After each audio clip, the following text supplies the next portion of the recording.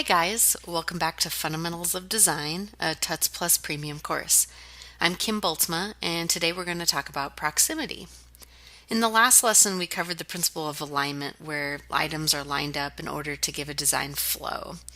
Today we're going to dive into the fourth principle of design, which is proximity. So first of all, we're going to define the concept of proximity, and then we're going to take a look at proximity in design. We're going to end this lesson with an assignment that will actually get you designing using the concept of proximity. All right, so first of all, let's define proximity. The main purpose of proximity is to organize information. Literally, proximity is the nearness of similar items in a design, which are actually given a bit of space from those items that are different. Proximity can include anything from colors to images to text to white or negative space. Okay, so let's think about your business card. You wouldn't use this order of information. Your name, and then your business name, and then your street address, and then your web address, your job title, your city, state, and zip code, and then your email address. Okay, totally, that order just does not make sense to anybody, and so you have to think about, your designs and how the orders that you're using there affect how people are going to read them and how they're going to expect information to fall on the page. Nor would you spread information around the design to simply fill up space, like in this A1 office supply. Yes, the business name and address are together, but the email and phone are spread apart. Most importantly, the owner's name and the job title, owner, aren't anywhere near each other, so it's tough to grasp all that information and process it. Let's move on to proximity in action. Instead of simply filling up space, as in the last example, you group similar items together. Take a look at Scott Roberts' business card. Notice how he groups his name and title together at the top, and then all the methods of contact together, like his studio number, mobile number, email, and then all of the addresses go together at the bottom, including both his web address and his physical address. All right. Let's think about the to-do lists that we make. Okay, so I'm going to open up my to-do list. And, I got a couple things I need to do today. First of all, I have to finish working on my screencast. All right, and then what else do I need to do? Oh, I need to finish planning some new videos that I'm going to be recording.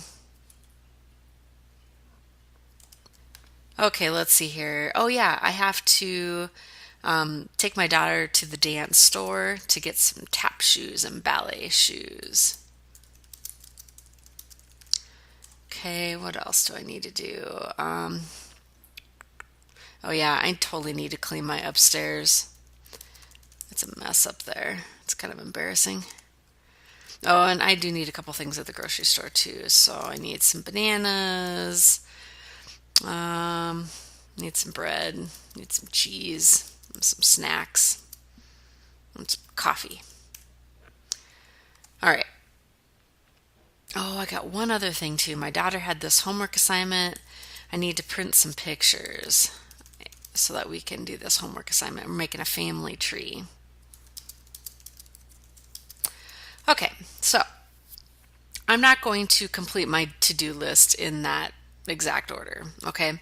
I'm going to, there are a few things there that I need to leave the house for, so I'm probably going to group those together. So, all right, so all this stuff goes together, the finishing work on my screencast, the planning of the new ideas. All right, and maybe I'm going to clean the upstairs after I do those things just to kind of get up and move around. I do need to go to the dance store. I need to go to the grocery store. Those things require me to leave the house. But actually, I think I'm going to move the prints and pictures up here because I can do that. I can order them from my house. So, okay. So, the same concept of looking at my to-do list and organizing it is the same concept that we're going to see when we go in and we start designing using proximity and design. Okay, So let's look at the costume party and dance flyer. Lots of things going on here, and it actually is pretty tough to figure out where even to start, even though the items are numbered and in a decent order. But if we take a look at this, yeah, you got the Dryden High School Presents. You want costume party, maybe make it a little bit bigger so it stands out more, and put the Dryden High School much closer to the costume party. You see there's a lot of uneven spacing going on between every single line there. With the proximity idea, you want to maybe, not necessarily scrunch them together, but maybe single space the objects that go together and make more space between the objects that don't. So, we're going to separate the actual costume party and the date and time away from the cash prizes and what the winners are going to get. And then maybe we'll have the contact information down at the bottom because, that's kind of the final thing that you're going to do after you read a flyer about a costume party. Okay, so let's have an assignment. What I want you to do is use that costume party and dance flyer that we just looked at, and I want you to redesign it. All right, so we kind of talked a little bit about how we would, group some of those things together. So you need to nail down a definitive order for how you're going to put those items of information together. And then you're going to actually physically redesign it. The most important thing with this, next to, getting the proximity idea down, is don't forget to use a graphic.